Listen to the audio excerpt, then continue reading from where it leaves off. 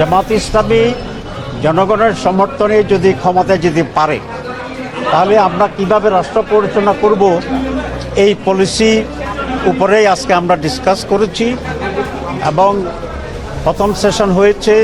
আরও অনেকগুলো policy papers আজকে এখানে সাবমিট করা হবে। আমাদের পলিসির ভিতরে যে স্যালাইন ফিচার্স যেগুলো, সেগুলো হচ্ছে আমরা গুড গভর্নেন্সের উপরে কিভাবে এটাকে এনশিওর করা যাবে সেটা বলেছি।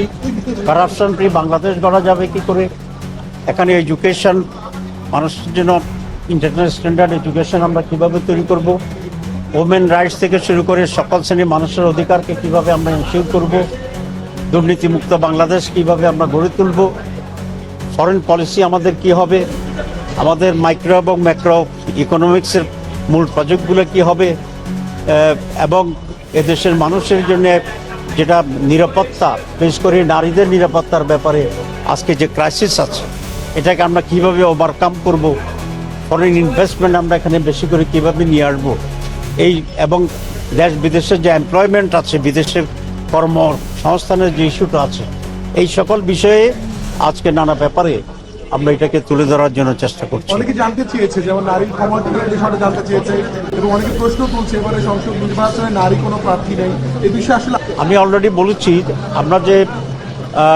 কনসেনসাস কমিটি যেটা হয়েছিল এবং সেখানে সংস্কারের যে আলোচনা হয়েছে, সেখানে একটি বিষয় আসছিল যে নারীদেরকে ডাইরেক্ট ইলেকশনে দেওয়ার বিষয়টি আছে এবং সেখানে 5% থেকে 15% পর্যন্ত নারী থাকবে, এরকম একটা সিদ্ধান্ত সেখানে আছে।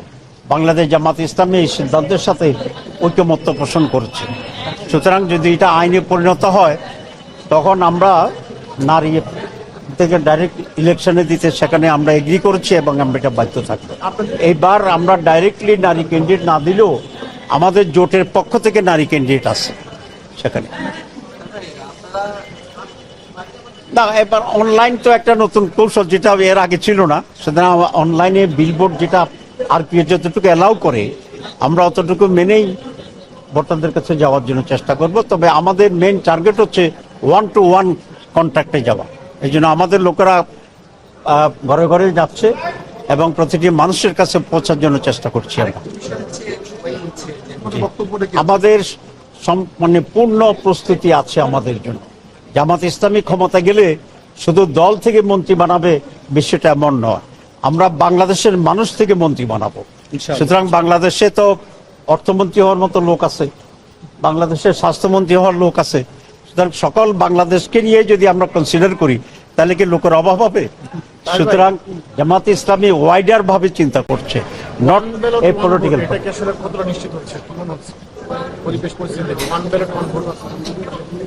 প্রশ্ন আমার ক্লিয়ার হয়নি। মানে ভোট সুষ্ঠু হবে কি না, এটা আপনার মূল কথা। আমরা আশা করি সুষ্ঠু হবে, তবে কিছুটা ব্যত্যয়তা আমরা লক্ষ্য করছি, সেগুলো রিপেয়ার করার জন্য আমরা চেষ্টা করছি। আমরা অলরেডি চিফ অ্যাডভাইজার ইলেকশন কমিশনের সাথে যোগাযোগ করছি, কারণ যদি এবার সুস্থ ইলেকশন না হয়, তাহলে বাংলাদেশ শুধু অতীতের অন্ধকারেই যাবে না, আবার গাঢ় অন্ধকারের দিকে চলে যাবে। এখন পর্যন্ত কি ব্যর্থ দেখছেন? আমরা ব্যর্থ দেখছি সরকারের অ্যাটিটিউডে, একটি দলের প্রতি অধিকতর বায়াসনেস দেখেছি। যেমন প্রটোকলের কথা বলেন, সিকিউরিটির কথা বলেন, এবং কোনো জায়গায় অফিসাররা কিছুটা বায়াস রোল প্লে করছে। আমরা এগুলো দৃষ্টি আকর্ষণ করছি এবং আমরা আশা করি এগুলো রিপেয়ার করা হবে ইনশাআল্লাহ। আমরা আশাবাদী। এনসিপি বলতেছে জোট দেশ শরীকদের নিয়ে, তাহলে তো কিছু একটা আমাদের করতে হবে এটাকে ব্যালেন্স করার জন্য। আমরা সেটাকে